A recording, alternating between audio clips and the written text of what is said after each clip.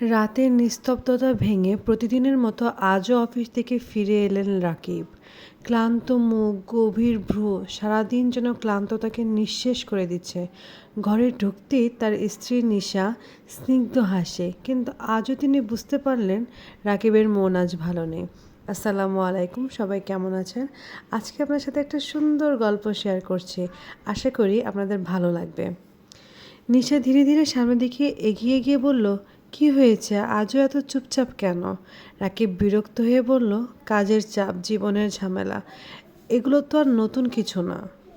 তারপর নিশা একটু হাসলো, তারপরে কিচেনে গিয়ে এক কাপ গরম চা এনে স্বামীর হাতে দিল। বসার ঘরে দুজন পাশাপাশি বসলো। নিশা হঠাৎ বলল, জানো, আজকে একটা গল্প শুনেছি, তোমাকে শোনাবো? রাকিব খানিকটা বিরক্ত হয়ে মাথা নাড়ল। আচ্ছা, তোমাকে তাহলে গল্পটা আমি শোনাচ্ছি। নিশা বলল, একজন লোক ছিল যে সব সময় ভাবত তার জীবনটা অনেক কঠিন। তার স্ত্রী ছিল খুবই ধৈর্যশীল ও স্নেহময়ী।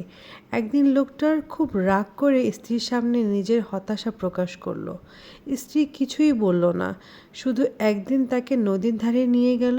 সেখানে নিয়ে স্বামীর হাতে এক মুঠ লবণ দিল এবং বলল, নাও, এই লবণটা নাও এবং এই লবণটা এক গ্লাস পানিতে মিশাও। লোকটি মুখ কুঁচকে বলল, পানি তো বিস্বাদ হয়ে যাবে, এতটুকু লবণ যদি এক গ্লাস পানিতে মিশায়। তারপরও লোকটা পানিতে লবণগুলো মিশালো। মেশানোর পরে পানিটা একদম বিস্বাদ হয়ে গেল। স্ত্রী তখন তাকে বলল, এবার এই লবণ নদীর পানিতে ফেলো। লোকটি লবণ নদীর পানিতে ফেললো, কিন্তু পানি আগের মতোই সচ্ছল রইল। তখন তার স্ত্রী হাসি মুখ নিয়ে বলল, দেখলে, জীবনের কষ্টগুলো ঠিক এমনই। যদি তুমি ছোট মনে ধরে রাখো তবে তো অসহ্য লাগবে।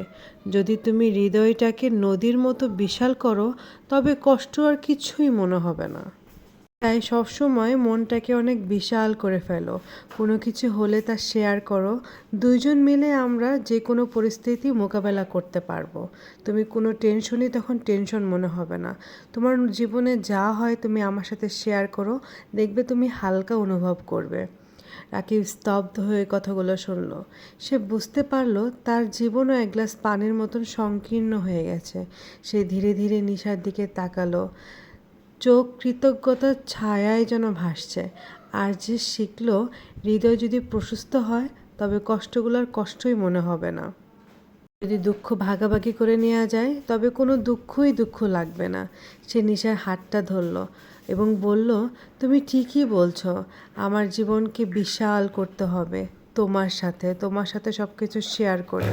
নিশাও অনেক তৃপ্তি পেল, কারণ তার ভালোবাসার মানুষটাকে সে আজ কিছু শেখাতে পারল, যাতে ভবিষ্যতে তাদের জীবনটা আরও বেশি সুন্দর হয়, বেশি মসৃণ হয়, তারা একে অপরের সাথে সব কিছু শেয়ার করতে পারে। ধন্যবাদ সবাইকে।